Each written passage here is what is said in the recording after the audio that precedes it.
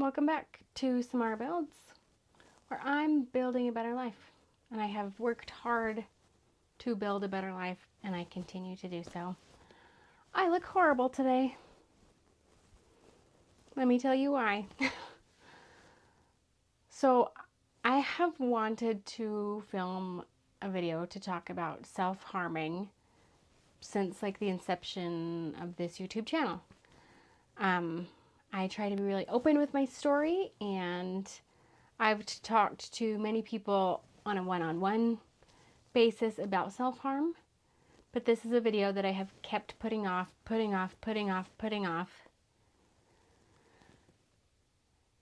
because I don't want to talk about it.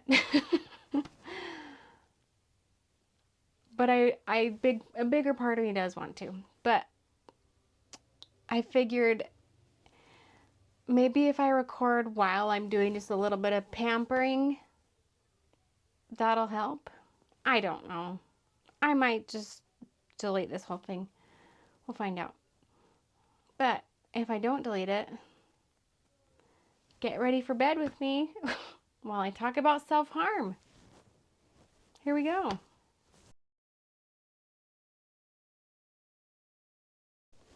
Oh my gosh, where do I even start?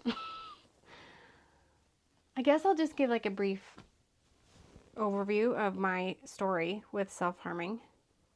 There's so much more I want to say about it beyond my story, but I think that's a good place to start. I started self-harming when I was 13 or 14. I had never heard of it. I didn't know what it was. I just got really, I should have put my hair back. I got really overwhelmed one day in my sadness because I started having depression when I was, I don't know, 8, young.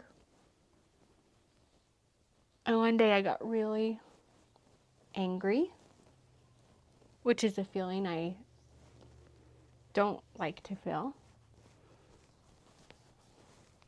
I think especially as women, we're taught to not allow ourselves to feel angry.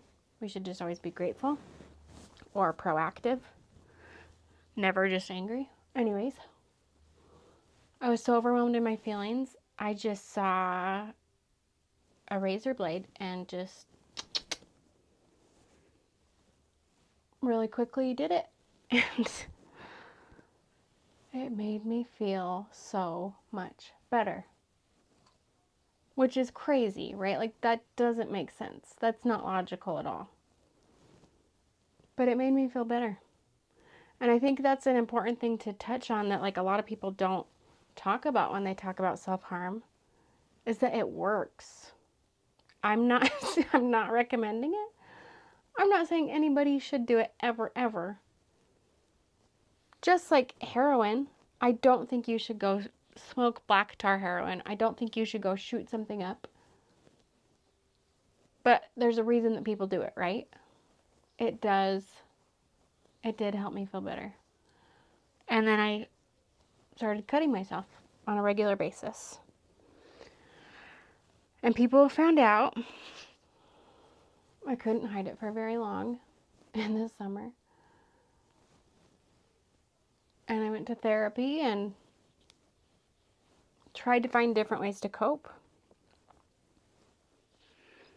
And the last time I self-harmed was actually when I had a suicide attempt over 10 years ago, which I'm so proud of myself about, that it's been over 10 years. That's crazy. I didn't think I'd get to this point. It's so crazy to think about. But another really important thing to talk about that I don't think enough people know is I still think about self-harming every single day. Every single day I think about it still. I don't do it because I have a lot of other better coping mechanisms now. But it's still the first thought my brain goes to because it works, it's fast, it's part of a whole shame cycle that my brain loves to be in.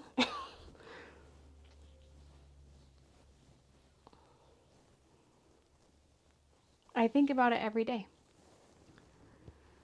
Now, let me wipe this off real quick. That just feels nice. Okay, I'm going to go in again with this same stuff. Not that anybody cares. Self-harm. It's wild. Like, life is just so crazy. Like I said, I never thought I'd get to this point where I have so many years behind me from self-harming. And another part of all of this is I used to be so ashamed of my scars. I even had like laser procedures done to try to make them smaller. It didn't work great. But I actually love them now. And like if I could get like a metallic tattoo, like silver or gold, I would outline them in silver or gold. Because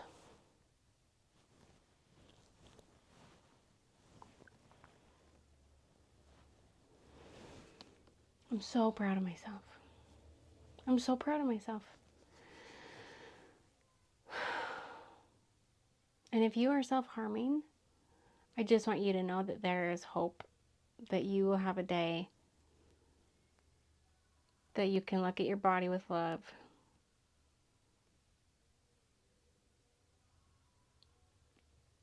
And take care of it. And not hurt it.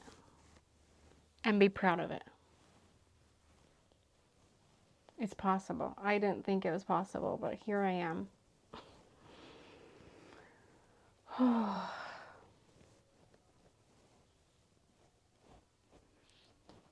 want to go back to anger. Because, like I said, I feel like anger is an emotion that I wasn't even say I wasn't allowed to feel. For myself, I wasn't allowed to feel it because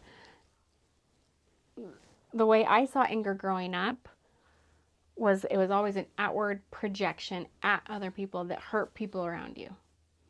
And my thing is, I never want to hurt anybody else. I would so much rather hurt myself, which is literally why I would self-harm, because I would feel angry, I would feel hurt, I would feel disappointed, and all of those feelings were just turned inwards, just pointed to me.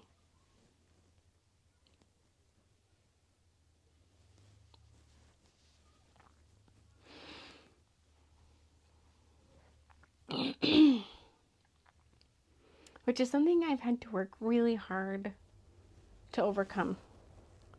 And it's still hard, but I've gotten a lot better at focusing emotions in the right direction. And that's another thing I'm really proud of myself about.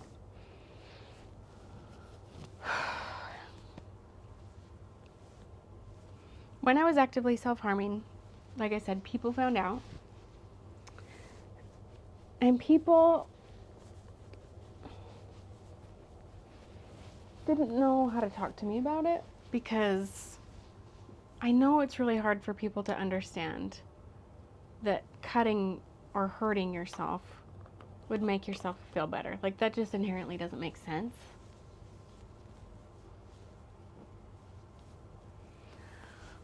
But there were some people, you know, I had a therapist at that time, and I could talk to my grandma. I love my grandma. She's the best person. But I would have well-intentioned, well-meaning friends who would say something like, "Don't do that. For me. Even if you can't do it for yourself, don't do it for me. Promise me you're not going to do that." And so now, when I talk to people who love someone who is self-harming, I tell them not to do that. First of all, you're asking them to make a promise that they can't keep. And then when they can't keep it, you're just adding more shame onto how they're feeling. you're adding to that shame cycle. And I know it's like not intentioned that way, but that's how it feels. So I would recommend not saying that. If you love someone who is self-harming, just love them. Just show them love. Try not to be judgmental. Try not to, like I said, add any shame. It's okay to say, I don't understand this, but I love you. That's actually like a perfect thing to say. If you don't know what else to say that. I don't know, I don't understand, but I love you. I don't know what to say, but I love you. Those are huge statements. Even outside of self-harming, just anything somebody you love is going through, that's a powerful statement. There are more controversial things I want to say, like if you are going to self-harm, try to do it as sanitary as you can.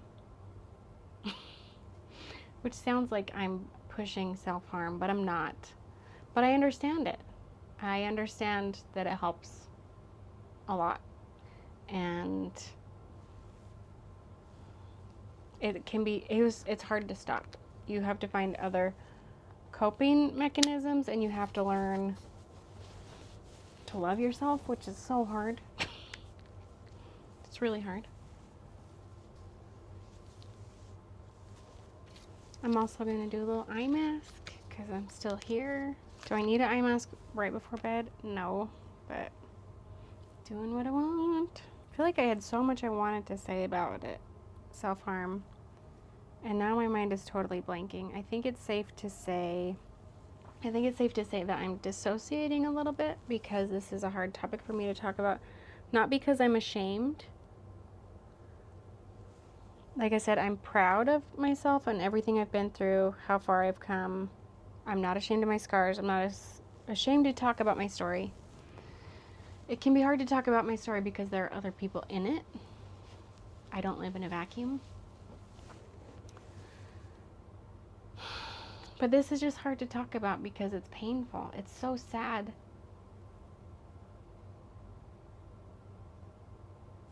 It's so sad that that was the best I could do at the time. That was me doing my best. That was me coping. That was me facing so much pain that it literally felt better to cause physical pain. And that's heartbreaking.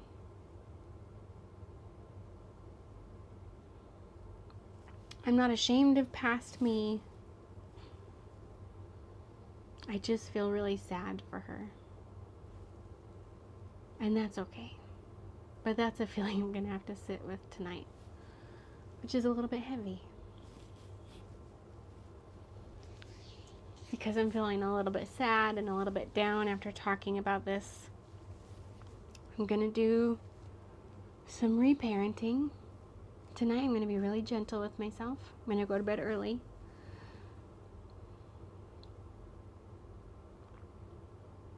I'm going to hold myself and be kind to my body that I'm so grateful for. After everything I put my body through, it's still here and doing amazing. Thank you so much, body.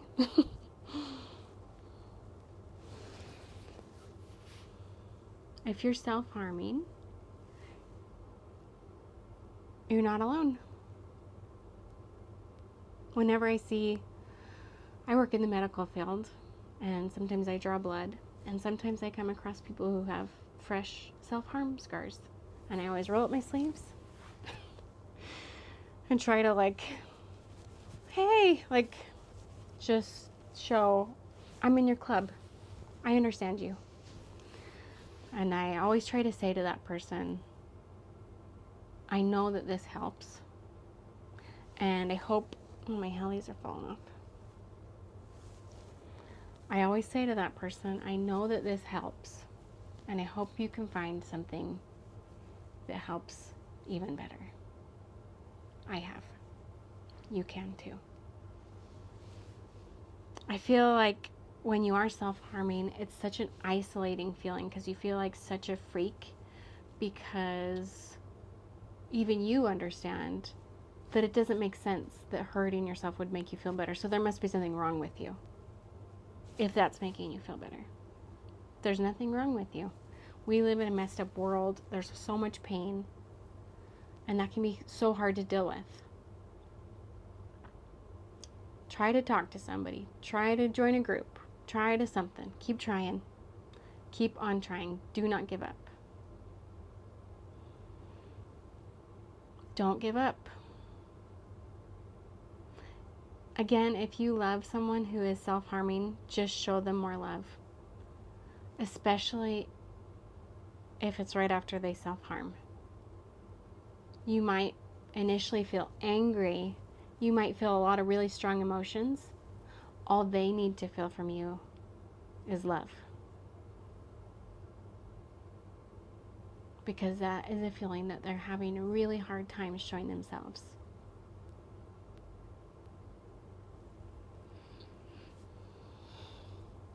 If you have any specific questions about this, please let me know. If you've experienced this, let me know. It doesn't have to be a public comment. You can message me. I'm not ashamed of my story. I'm proud of myself, but I also want to know I'm not alone too. If you're new to my channel, welcome. Please just subscribe, like this video.